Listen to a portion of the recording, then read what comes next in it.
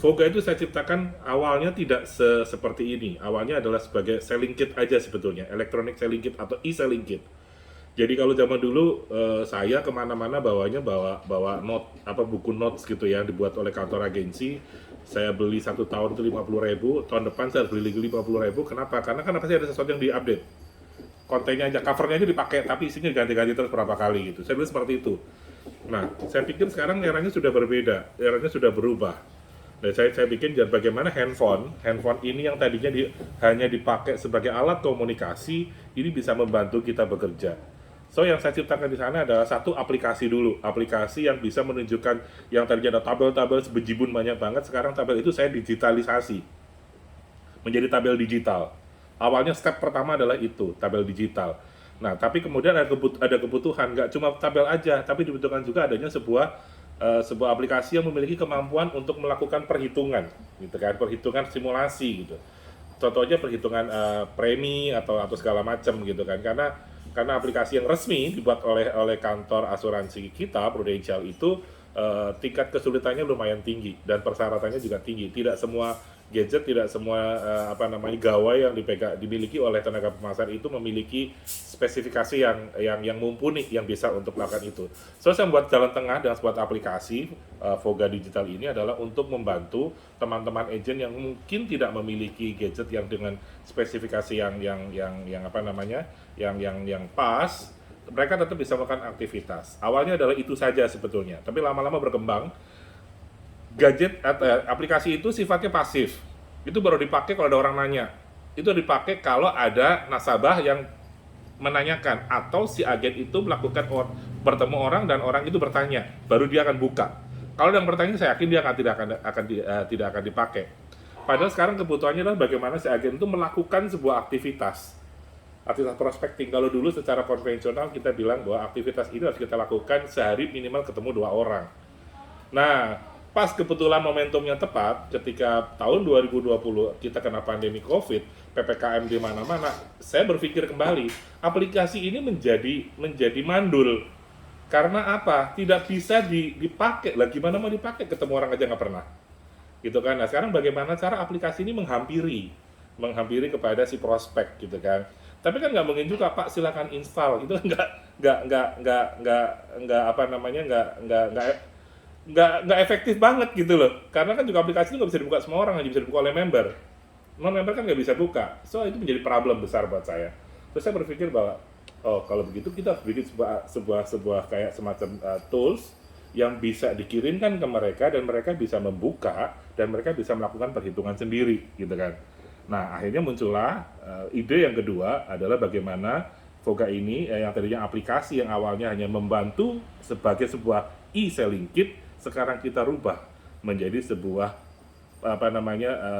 apa ya istilahnya? Kalau saya menggunakan istilah digital tools gitu ya.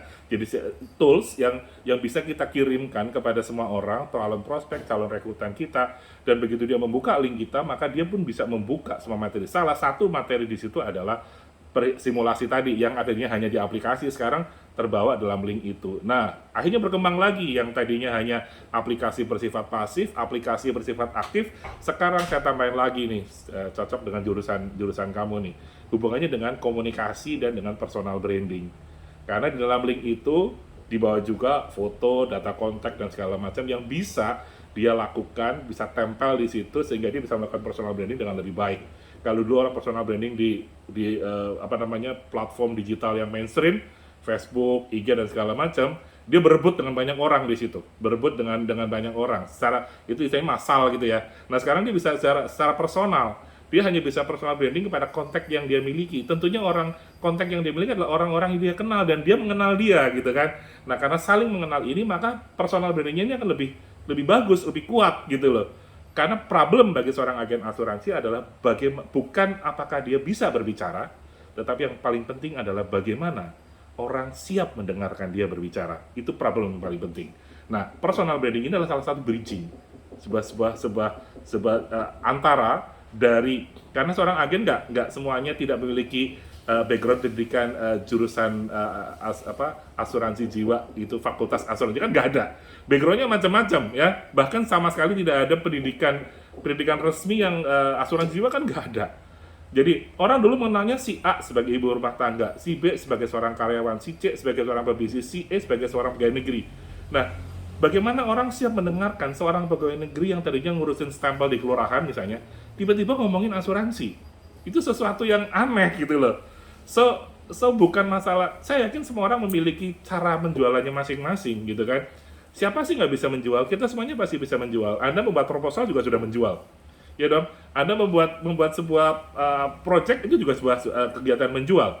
Nah, tetapi problemnya adalah apakah orang itu siap mendengarkan apa yang kita bicarakan dari background si A yang tadinya non asuransi, tiba-tiba sekarang kita bicara asuransi. So personal branding itu sekarang saya berubah lagi. Tambah satu step yang berikutnya adalah sebagai financial atau insurance educator.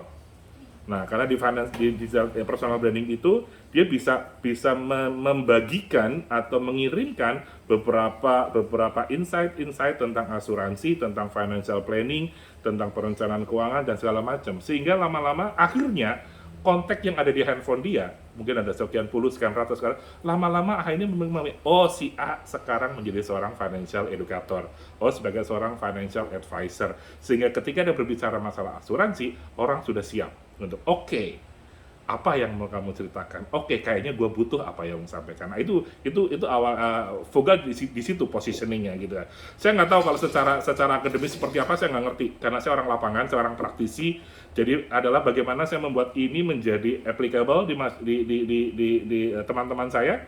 Dan yang kedua adalah mudah dilakukan, sangat mudah dengan kesulitannya rendah, dan yang pasti adalah ini efektif untuk bisa melakukan penjualan gitu loh. So far sih dari data yang saya terima, dari feedback yang saya terima, mereka happy, mereka puas, dan akhirnya mereka bisa mencapai sebuah tingkat penjualan yang lebih baik dibandingkan sebelumnya di era-era sekarang. Ya, kurang lebih seperti itulah ya. Jadi